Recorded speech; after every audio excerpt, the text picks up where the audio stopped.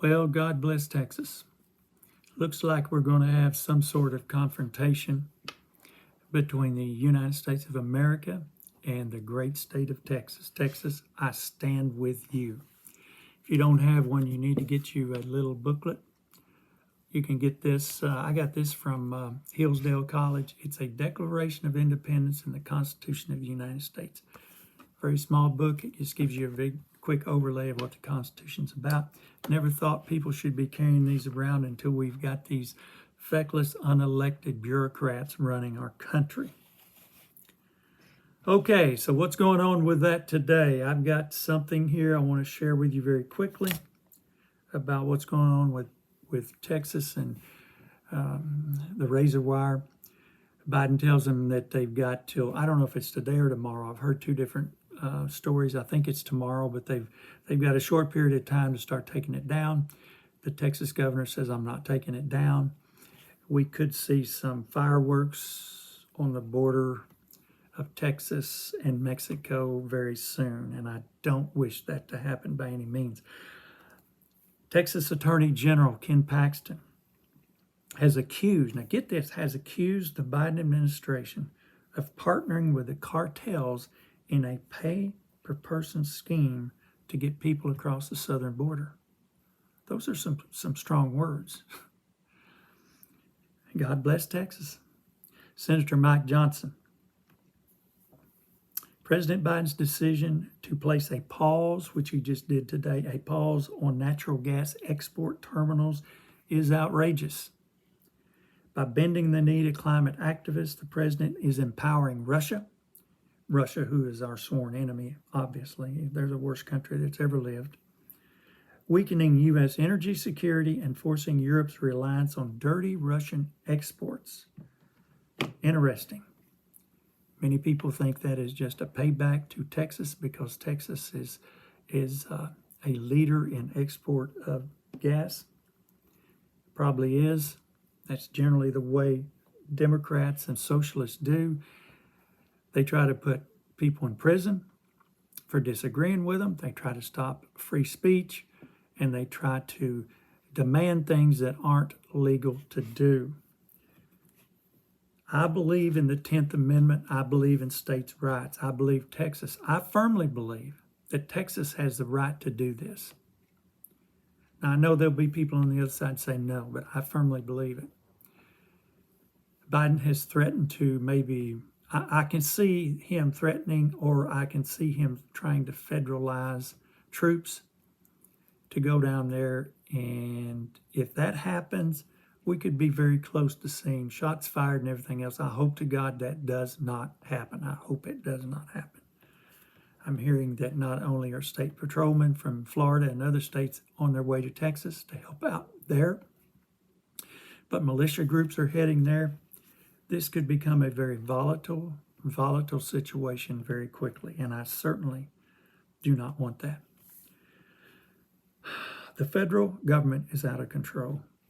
And what it is doing by fiat, without even going through Congress or the Senate, they are by executive order and just by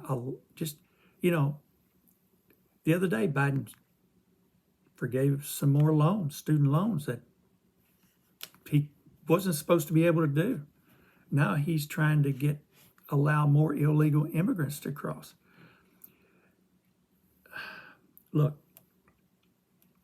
Since early 2020, when the pandemic hit, we've seen a move to totalitarianism around the world and even in the United States of America. When I got out of high school, if you would have told me this kind of stuff was going on in America, our border would be open for anybody, whether they're terror groups, for any reason to cross the border, and our hands would be tied to stop them, I would have laughed at you. No way. There's no way that would happen. If you would have told me that the election would be stolen so blatantly in 2020, that we would be told because of a virus that churches would be shut down and schools would be closed and people would lose jobs because of it, then we would turn around and pay people to stay home And then we would realize that most of that money is either still sitting somewhere or was stolen. I would have not believed him. We have a totalitarian government and we need a house cleaning. The problem is the bureaucrats are mainly running this country, and they have ties deep within the globalist elites. What is happening on our southern border is an absolute invasion. It's not migrants. That was a word given to make you believe they come across the border to work. A true migrant would come across and work for a season and go back home. Or they would come over, like what happens in Israel with the people from Gaza. They would have people come over and work during the day and go back home at night. They're not migrants. They are an invading army set out to destroy the values of the United States of America, and it's done on purpose. I blame Barack Hussein Obama more than I do the pretend president, because he really doesn't know what's going on. But Barack Hussein definitely knows what's going on. This is nothing more, as I've said before, than a voter registration ploy to get more Democratic voters in to the country. Why isn't Congress doing something to stop it? They want it to happen. Why else? They're not even trying to stop it. When they talk immigration reform, it's not let's keep people out. It's, well, how can we get these people coming in so that they can get immediate benefits and immediate voting rights, immediate citizenship? Oh, I remember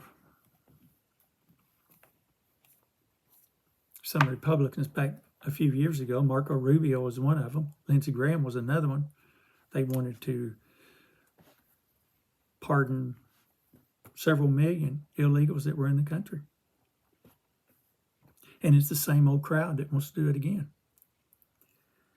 Folks, I understand we live in a great country and we have a lot of resources, but we're about to run out of resources. We're well over $34 trillion in debt, and we cannot stand to have our country overrun by people that we have to pay, educate, and then allow to vote, drive cars, when they're not even citizens of the United States.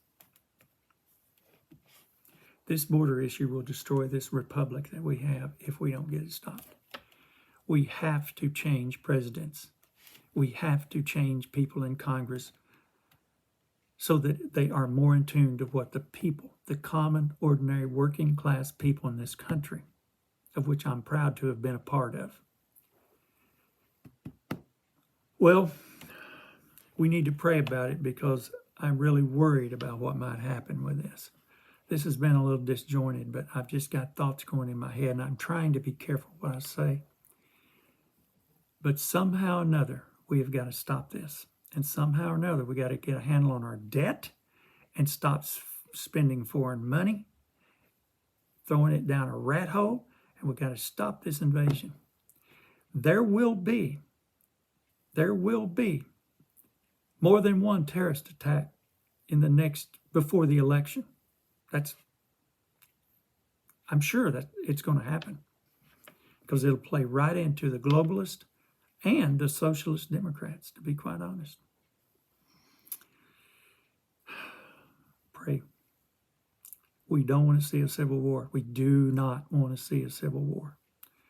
Pray for cooler heads and pray for this administration to back down and begin to enforce the law, and pray for the Supreme Court as well. God bless you guys. See you next time. Remember, you were born for such a time as this. This is a time for you to shine as a patriot and as a Christian. God bless.